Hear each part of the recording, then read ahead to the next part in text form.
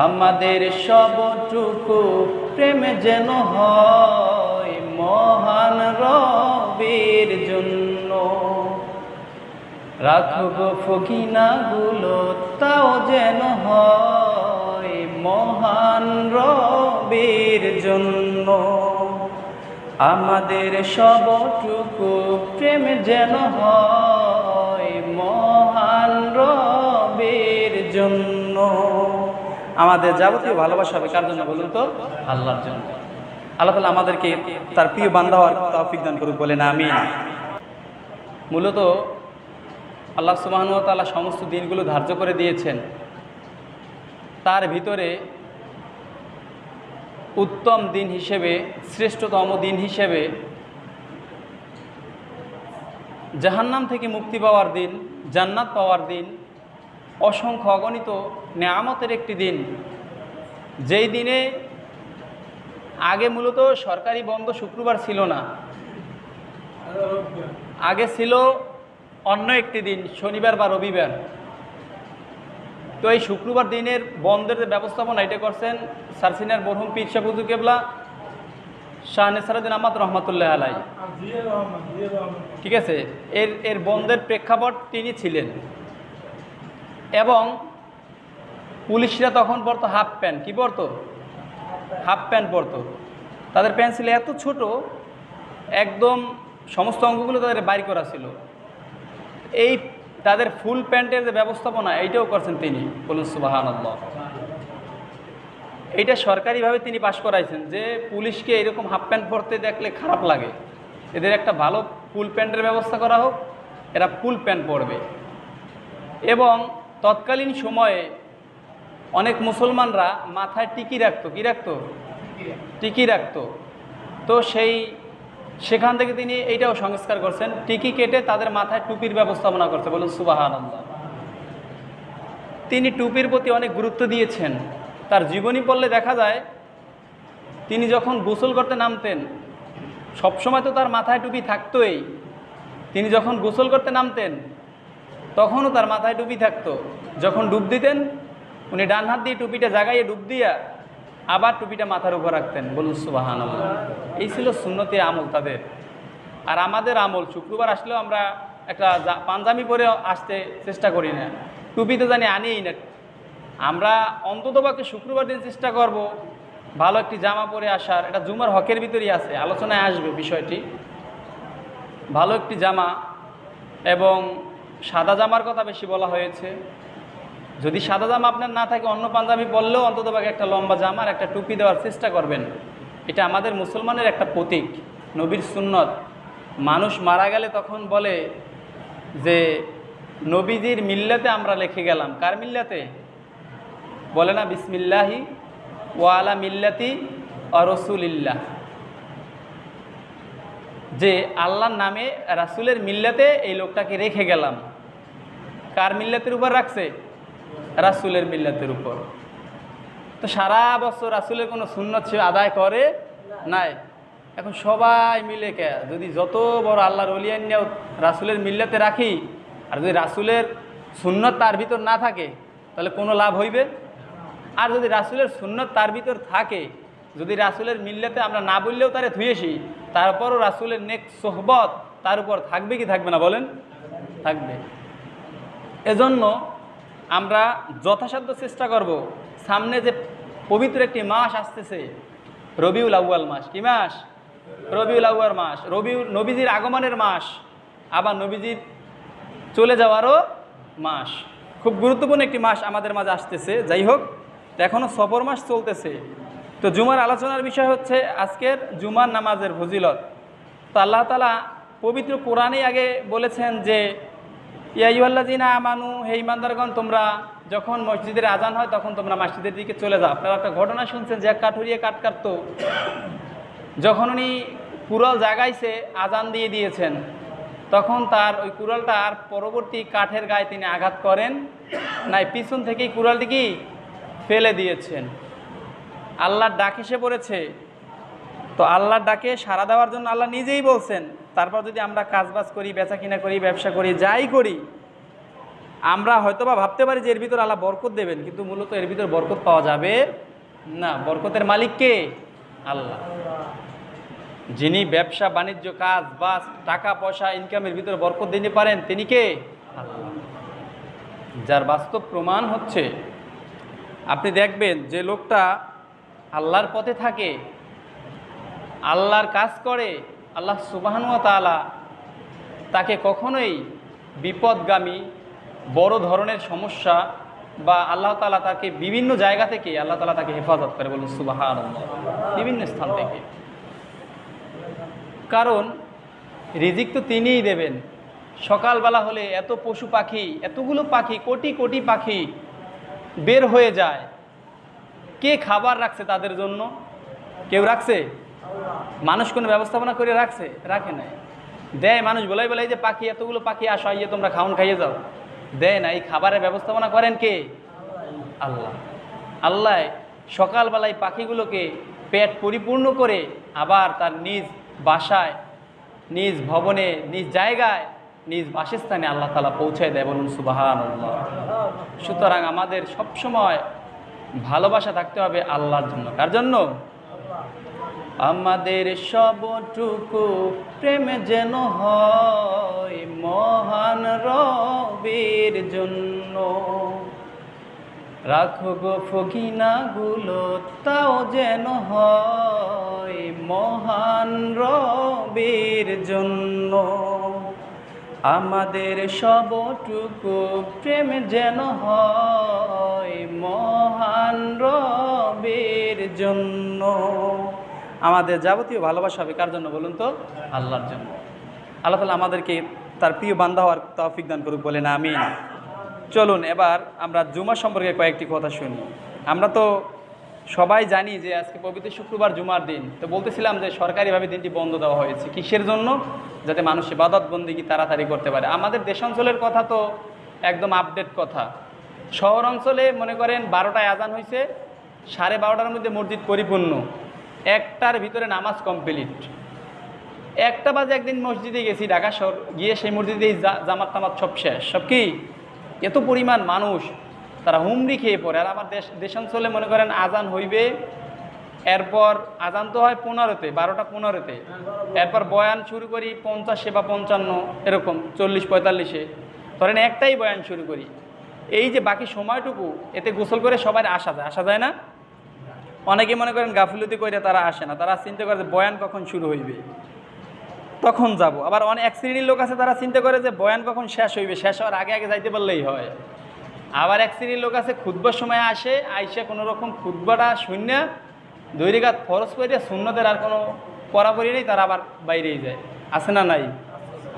আবার এক শ্রেণীর লোক আছে জেলাফি তালাশে মসজিদে আসে। আছে না নাই? আছে। তো শুক্রবার দিনটা হচ্ছে মূলত আমাদের ইবাদতের দিন। কিসের দিন? ইবাদতের দিন। আল্লাহ তাআলা 5টি রাত্র আমাদের মাঝে দেশে, এই 5টি রাত্রে সবচাইতে বেশি দোয়া কবুল হয়। কয়টা রাত? কয়টা রাত? 5টা রাত।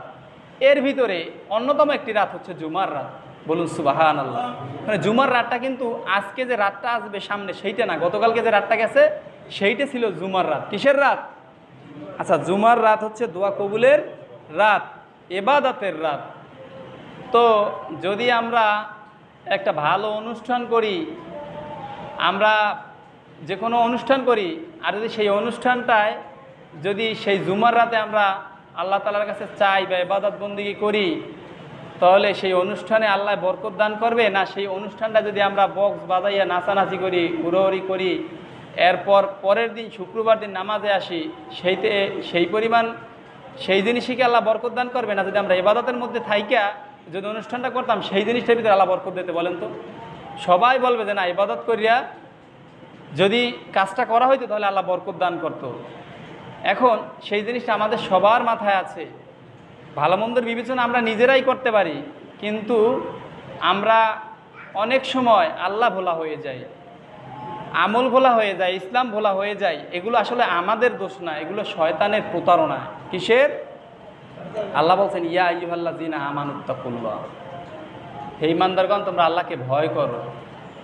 হাক্কা তুকাতিহি ওয়া লা তামুতুন্না ইল্লা ওয়া আনতুম মুসলিমুন, খবরদার মুসলমান না হয়ে মৃত্যুবরণ করো না। আর এক আয়াতে আল্লাহ বলেন যে তোমরা শয়তানের পদাঙ্কন করবা না, কারণ শয়তান হচ্ছে মানুষের প্রকাশ্য শত্রু। প্রকাশ্য কি? এরা মানুষের দিলে ধাগা দিয়ে ভালো জিনিসটাকে কিভাবে খারাপ বানাবে, একটি জায়েজ জিনিসকে কিভাবে নাজায়েজ করবে, একটি ভালো জিনিসকে কিভাবে খারাপ বানাবে, এটা তাদের প্রচারণা থাকে। আর মানুষের অন্তরে যখন দাগাটা দেয় তখন মানুষ সেই শয়তানের প্রতারণায় পড়ে যায়, নিজেকে কন্ট্রোল করতে পারে না। সুতরাং এই শয়তানের কাছ থেকে আমাদেরকে বিরত থাকতে হবে। আল্লাহ তৌফিক দান করুক, বলেন আমিন। তো জুমার ভিতরে, জুমার রজনীতে আল্লাহ সুবহানাহু ওয়া তাআলা বেশিরভাগ মানুষের দোয়া কবুল করেন এবং এটি একটি দোয়া কবুলের রাত। আপনারা যদি কোনো সমস্যায় পড়েন আল্লাহ সুবহানাহু ওয়া তাআলার কাছে জুমার রাতে আপনারা চাবেন, ভোর রাত্রে ওঠার চেষ্টা করবেন, অতি দ্রুত ওঠার তাহাজ্জুদ নামাজ পড়ার চেষ্টা করবেন, তখন চাবেন আল্লাহ তাআলার কাছে, দেখবেন আপনি চাওয়াটা যিনি পূরণ করে দেবেন তিনি হচ্ছেন আমার আল্লাহ। আল্লাহ আমাদেরকে বেশি বেশি জুমার রজনীতে ইবাদত বন্দেগী করার তৌফিক দান করুক, বলেন আমিন। এরপর জুমার যে ফজিলত, সর্বপ্রথম হচ্ছে জুমার দিনে ফজরের নামাজ জামাতের সহিত আদায় করা। কি করা বলেন তো? ফজরের নামাজ জামাতের সহিত আদায় করা। আমি ফজরের নামাজ পড়লাম না বা সামনে জুমার পরে যে নামাজগুলো এগুলো ঠিকমতো পড়লাম না, শুধু জুমার নামাজ কইরা চলে গেলাম, আপনার জন্যই হাদিস না। যে এক জুমা থেকে আর এক জুমা পর্যন্ত যদি কোনো ব্যক্তি নামাজ পড়ে ঠিকমতো, ওই সপ্তাহের ভিতরে যদি বান্দা কোনো গুনাহ করে আল্লাহ সুবহানাহু ওয়া তাআলা তার সমস্ত গুনাহগুলো মাফ করে দেয়, বলেন সুবহানাল্লাহ। তো এই হাদিসটা কিন্তু আপনার জন্য না, এটা যারা ইবাদত বন্দেগী করে তাদের জন্য। তাদের যদি কোনো ভুল ত্রুটি হয়ে যায় এক জুমা থেকে আর এক জুমা পর্যন্ত, গত জুমা পড়ছি এই জুমা আবার আসলাম, আল্লাহ আমাদের গুনাহগুলো মাফ করুক সবাই, সকলে বলেন আমিন। তবে হ্যাঁ, আপনারা আমার গুনাহ ক্ষমা করবেন, কিন্তু আমাদের আল্লাহর ইবাদতে লেগে থাকতে হবে। 5 ওয়াক্ত নামাজ যথাসময়ে আদায় করতে হইবে। জুমার নামাজে এত ফজিলত, এত সওয়াব, সপ্তাহে একদিন পড়লাম, সমস্ত সওয়াব একদিন লইয়ে গেলাম, চিন্তা করলাম এক সপ্তাহ অনেক গুনাহ করছি, গুনায় সওয়াবে কাটাকাটি, আর দেখি আল্লাহর কাছ থেকে পার পাওয়া যায় কিনা, সেটা আপনার ব্যাপার আর আল্লাহর ব্যাপার। আপনাকে ক্ষমা করলে আল্লাহর কিছু আসে যায় না বা আমারও কিছু আসে যায় না। তবে হাদিস সাক্ষ্য দেয় যে আপনি সেই ইবাদত দিয়ে আল্লাহর কাছ থেকে ক্ষমা পাবেন না। শুধু জুমার নামাজ দিয়ে আপনি পার হতে পারবেন না, অসম্ভব কথা। বিবেকের কাছে প্রশ্ন করেন, আমার বাবা, আমার দাদা, আমার দাদার যে বাবা, যদি এখানে জিজ্ঞেস করি যে আপনার বড় আব্বুর কবর কোন জায়গায়, অনেকেই বলতে পারবে না। যদি বলি যে বড় আব্বুর যে বাবা ছিল তার কবরটা কোন জায়গায়, অনেকেই বলতে। যদি আরেকটু উপরে যাই, তার দাদার কবর কোথায় ছিল, বড় আব্বুর দাদার কবর কোথায় ছিল, সেটাও অনেকের জানা নাই। তবে আমাদের এই বিবেকের কাছে প্রশ্ন করা উচিত, এরকম আমিও একদিন সমস্ত মানুষের মধ্য থেকে স্মৃতিহারা হয়ে যাব, আমারও কবর একদিন মানুষ খুঁজে পাবে না, এরকম একটা সময় আসবে। দেখা গেছে এখন আমাকে চেনে আমার ছেলে, আমার মেয়ে, আমার নাতি, যখন তারা আবার নাতি হবে বা দাদা হবে, সে সময় আর আমাদের কোনো পাত্তা থাকবে না। তবে জেনে রাখুন, সে সময় আপনার দাম থাকবে যদি আপনার আমল থাকে। কি থাকে?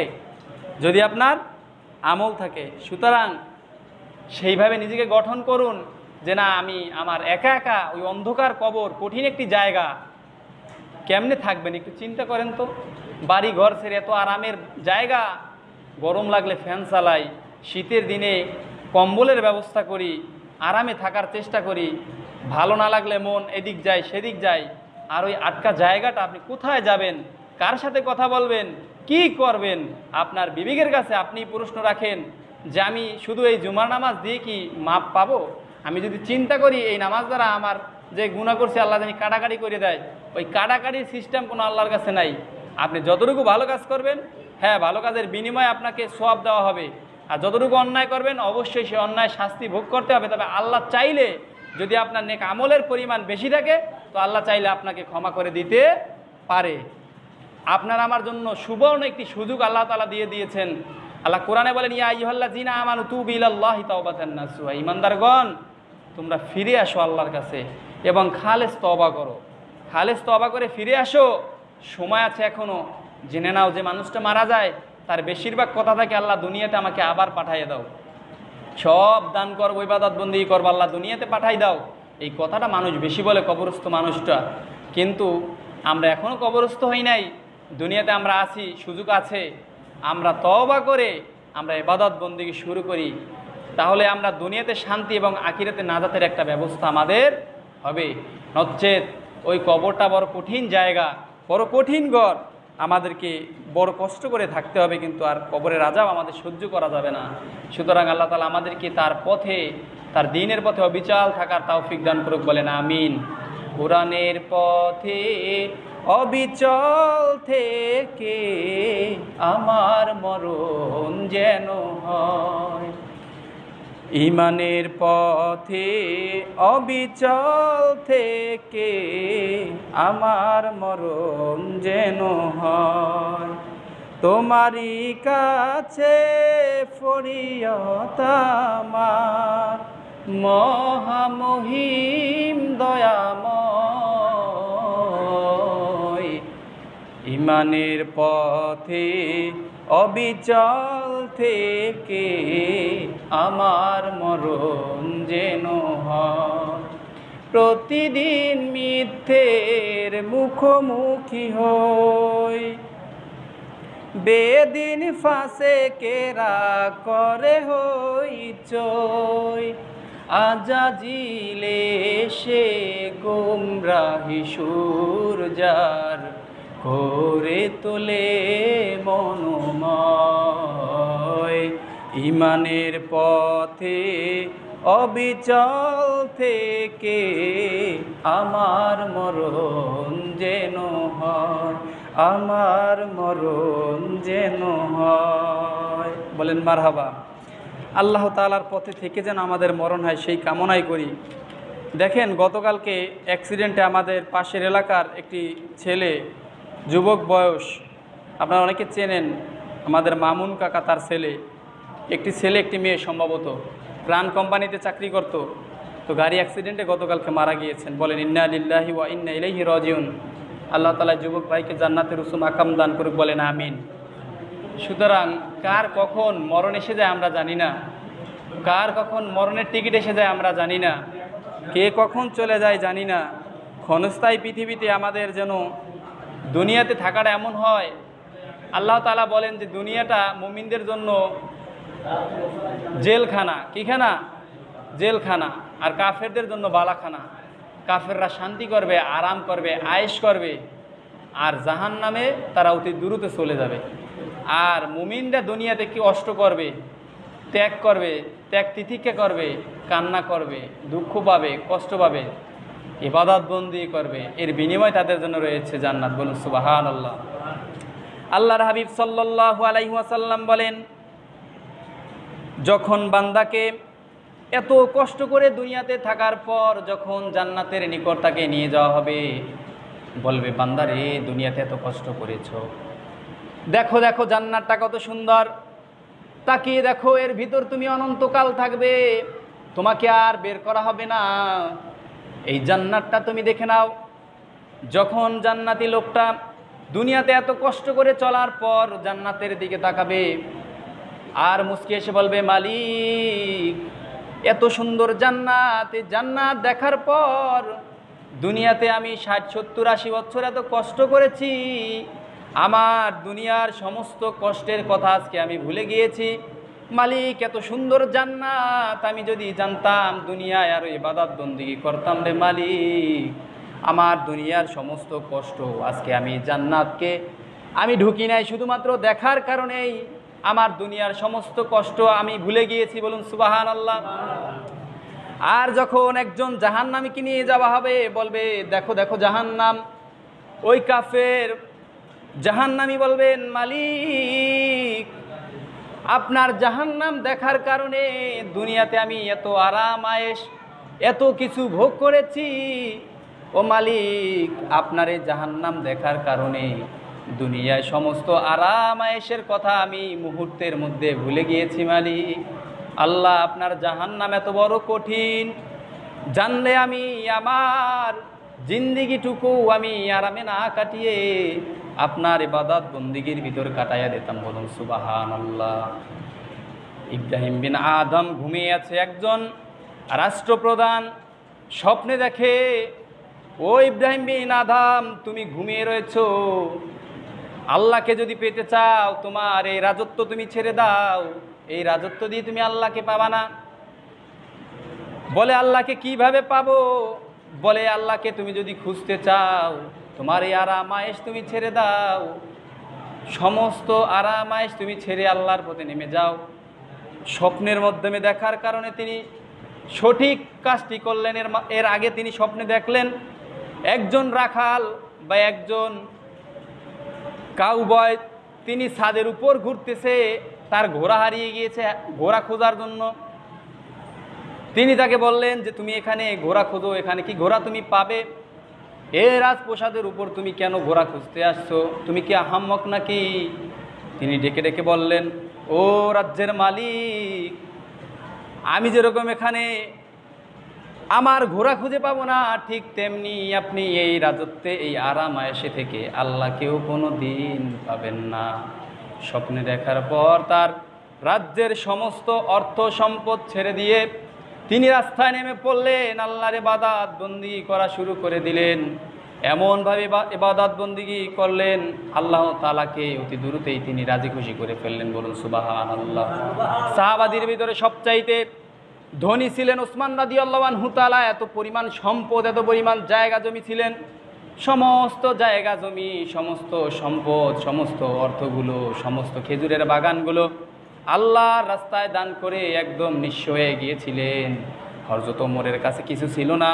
যুদ্ধের ময়দানে যখন ডাক এসে পড়েছেন, সমস্ত সম্পদগুলো নিজের গায়ের পোশাকটা খুলে চাটাই পরে নিজের ব্যবহৃত লবণের বাটি, খাবারের বাটিগুলো নিয়ে হুজুরের কাছে দিয়েছেন, হুজুর সব ইসলামের রাস্তায় আপনি দিয়ে দেন।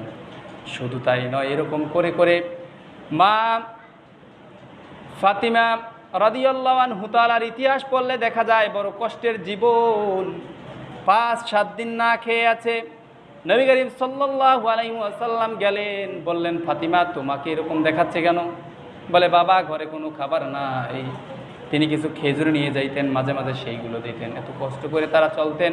দিনের নবী রাহমাতুল লিল আলামিন, একজন এত বড় নবী, তিনি তার ঘরে যখন ঘুমাইতেন, খেজুরের পাটিগুলোর উপর যখন ঘুমাইতে তার শরীর মোবারকে খেজুরের চাটাইয়ের দাগগুলো লেগে যাইত।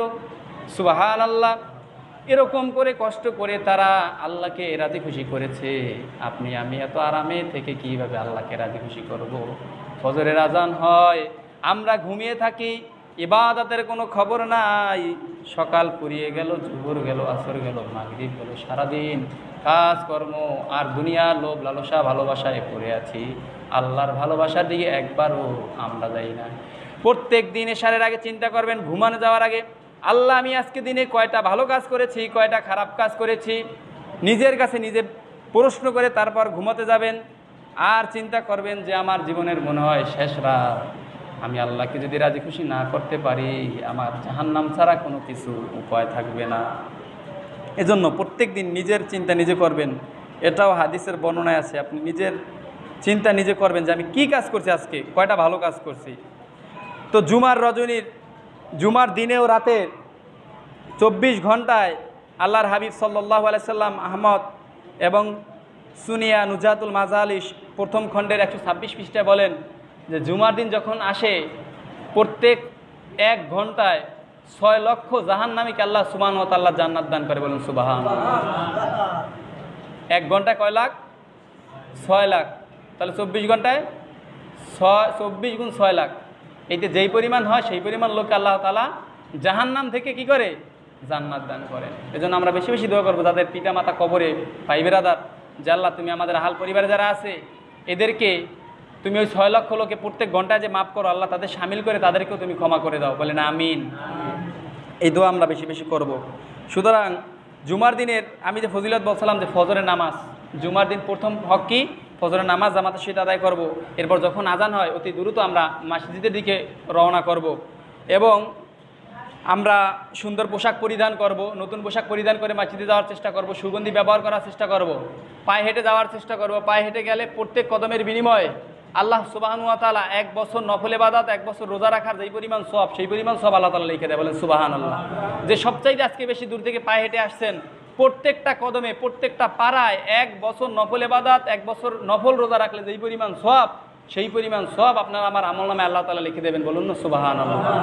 শুধু তাই নয়, আল্লাহর হাবিব সাল্লাল্লাহু আলাইহি ওয়াসাল্লাম বলেন, যে ব্যক্তি অতি দ্রুত আসলো, মানুষের ঘাট ডেঙ্গালো না, সে যেখানে এসে জায়গা পাইলো সেখানে বসে রইল, সুন্দরভাবে আলোচনা শুনলো এবং খুতবা শুনলো, নামাজ পড়লো, নামাজ পড়ার পর তিনি যখন বের হয়ে গেল, আল্লাহ সুবহানাহু ওয়া তাআলা খুশি হয়ে তার তামাম জিন্দেগির গুনাহ খাতা মাফ করে দিল। বলুন না সুবহানাল্লাহ।